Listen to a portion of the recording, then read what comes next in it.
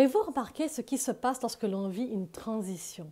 Lorsque je parle de transition, c'est passer d'un état A à un état B.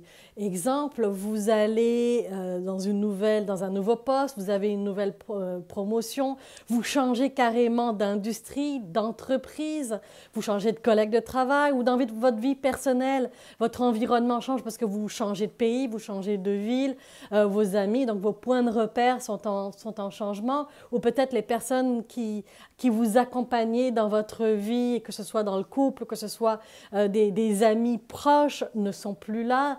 Peu importe les transitions, ce que l'on a tendance à faire, c'est de les vivre à une vitesse rapide.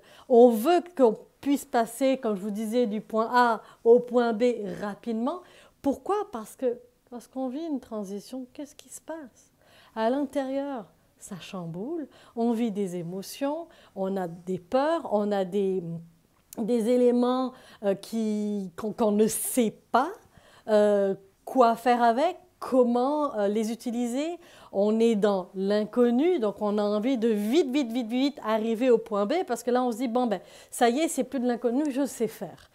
Et vous avez entendu le mot que j'ai utilisé, vite. On a tendance à vouloir aller très vite lorsque l'on vit les transitions, on veut les faire vite. Ça y est, la décision elle est prise, on l'enclenche, on l'amène, il faut, on avance, c'est rapide.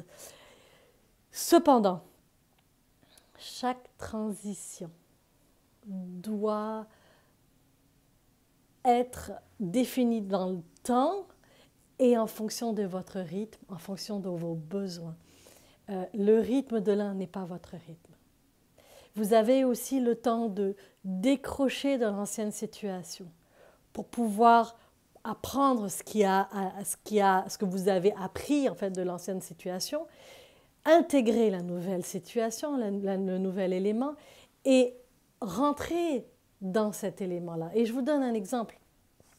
Vous changez d'entreprise, donc vous avez tout l'espace où vous devez, et je prends par exemple l'exemple d'une personne qui adorait son entreprise, qui a travaillé, vous êtes plusieurs à avoir vécu cette situation-là, vous adoriez votre entreprise, vous adoriez votre industrie, mais malheureusement avec la COVID, vous avez perdu le poste de vos rêves, vous avez ce deuil-là à faire.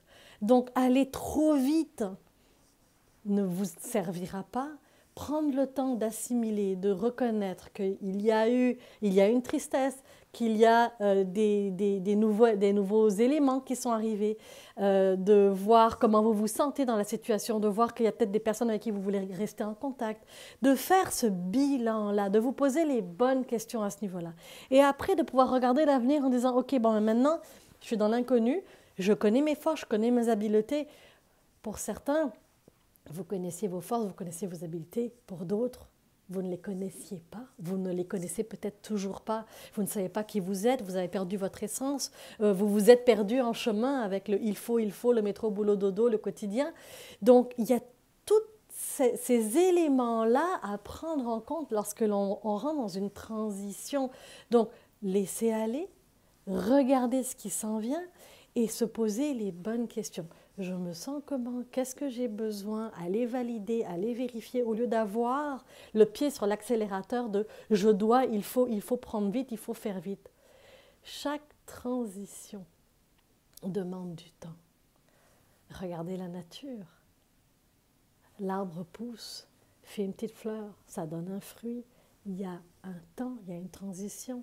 Le papillon passe par des transitions, le tétard passe par des transitions, ne serait-ce que le cycle de la lune ou le soleil tous les jours. Il y a des transitions. Une transition peut être rapide, mais la majorité du temps, lorsqu'une émotion est là, ça vient vous chercher, prenez le temps de vous arrêter. Dites-moi ce que vous en pensez dans les commentaires. J'ai tellement hâte de vous lire. Ciao, à la prochaine inspiration.